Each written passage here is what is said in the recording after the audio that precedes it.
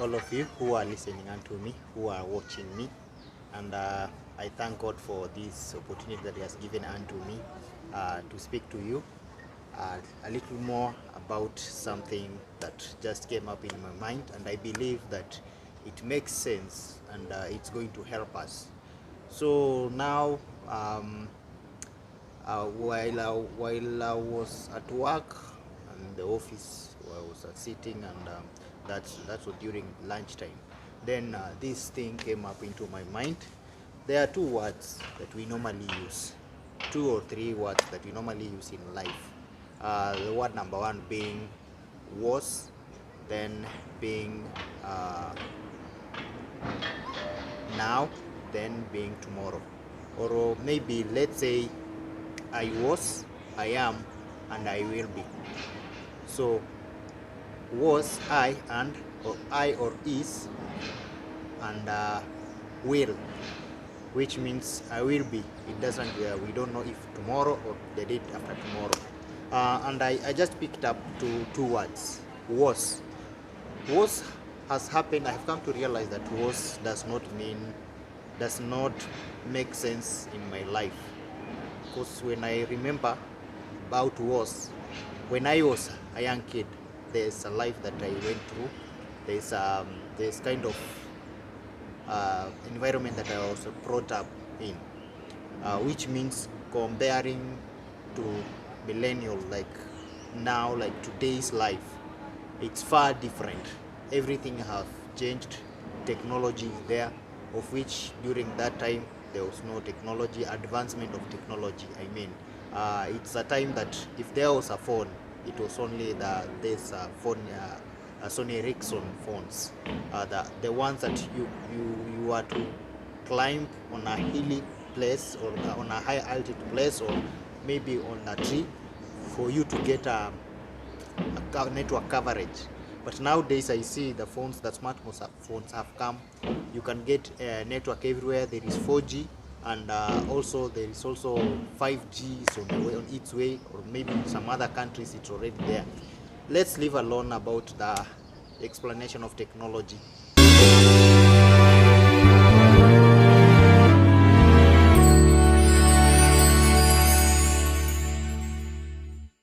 Now we were talking about was. Was is a word that is used, or I don't know much about the grammar, but was, I suppose the word is used maybe something that happened a long time ago, maybe from yesterday. And is a word that is used for now, what is happening now. Will is the word that is being used, what is going to happen tomorrow. So was is a nice word, or whatever adjective it is, but it's something that in the past. And we all remember that in the book of Isaiah 43, chapter 43, verse 18 onwards, where it says that forget about the past, what you've gone through, about the past, because I'm going to make new things new things in your life that you know nothing about them. Now that's my point. Why should I clutch on the past? Why do I have to remember about the past?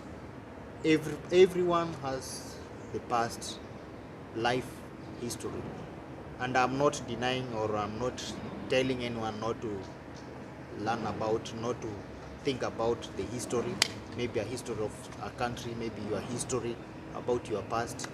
But my point is that the past cannot do anything into your life, can't change anything. The only thing that the past can do in your life right now, to ruin what is to come, to occupy what you would have thought, what is to come, what is to happen.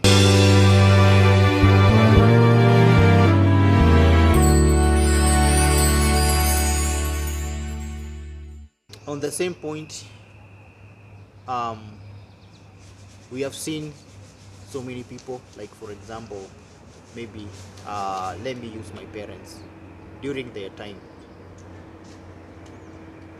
there were no that much vehicles, and population was a scattered population. There were not many people like nowadays we do. So they could walk miles away in search of something, maybe schooling or maybe hospital. And I remember there's a story they gave it to me. My elder sister fell sick, and they could walk long time to look for the hospital. So, and this, whenever I remember that one, and nowadays, today's world, we have seen hospitals are everywhere. Even we have mobile doctors whom they can come and then they attend to you, or maybe an ambulance. But about the past, my sister had a long chronic disease, of which I thank God she was healed before. And now let's talk about will, or about tomorrow. Nobody knows about tomorrow, and no one predicts about tomorrow. It's only God who knows. And there's a verse where it says, do not worry about tomorrow, let tomorrow worry about itself. And that's a great point that Jesus made to his disciples, or made to us. Why should you worry about tomorrow? If you cannot manage what is today, will you manage what is about tomorrow? So Jesus is very clear in the Bible saying that we should not worry about tomorrow, but we need to see we need to get the best out of what is now, right now, today. So this brings my point home, me being a Sunday school facilitator or a mentor.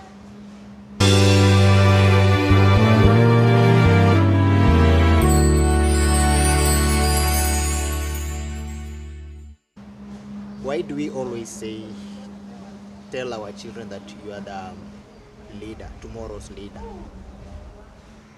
What if tomorrow never comes? Who will be a leader today now? That's a point of correction to our parents, to our teachers, maybe to anyone who is elder. So the word was, to some extent, does not make any sense. Let us focus on now. What have you done today? What have you done today to make that tomorrow that you do not know to become better? Deal with the things that you are seeing now, but not the things that you don't know. Those one leave up to God. He knows your tomorrow, and he knows, and he knew your today will come. For our children, they are still today's leader. If we can't prepare them right now, that tomorrow will continue being tomorrow until they grow white hair, gray old, or they grow gray old. Let us not cheat our children that they are tomorrow's leader. Let us motivate them. You are a leader. You personally, you are a leader. You are a leader of your life, your own life, of today's life. The decision that you make today, there is an outcome that you will see that tomorrow's, whatever you think about tomorrow. But make now be greater. Get the best out of it now. I repeat again, now. About yesterday, it was just yesterday, and the day is already gone. Forget about the past, because you do not know what God is going to do in your life. Make good use of your today, which is now. Parents, guardians, I believe you are getting my point. Let's say, for example, you want to, maybe your daughter, your son have come at home from school right now, and he needs your help, maybe a certain subject or maybe whatever it is, would you prefer to do it tomorrow because today you don't have a chance to do so? What if tonight God takes you away? Who will help this kid tomorrow? That's a question for you. But what I can urge you, my advice, but I'm not deciding for you. Do it today. Don't wait until tomorrow.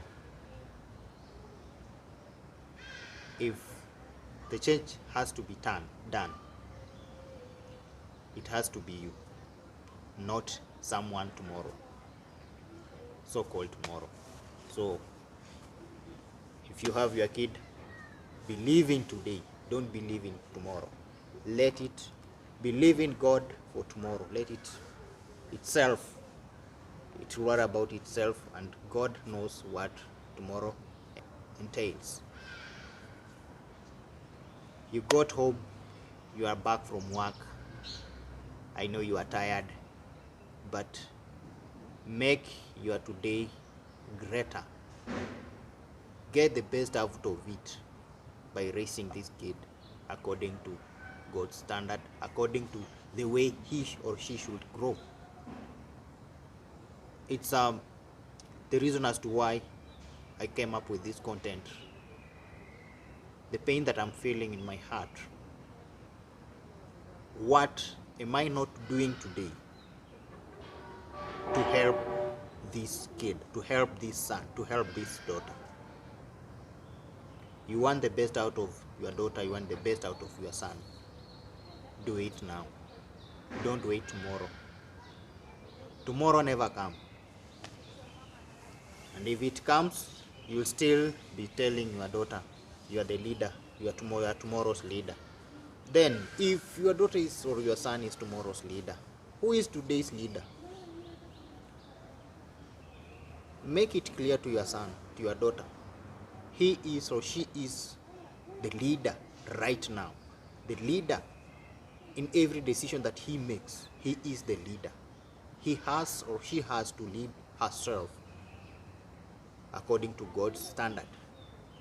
What does the Bible say about her life today? Thank you so much. I know I've taken your time, but it was nice talking to you. Lastly, make your today, get the best out of your today's life. Don't wait until tomorrow.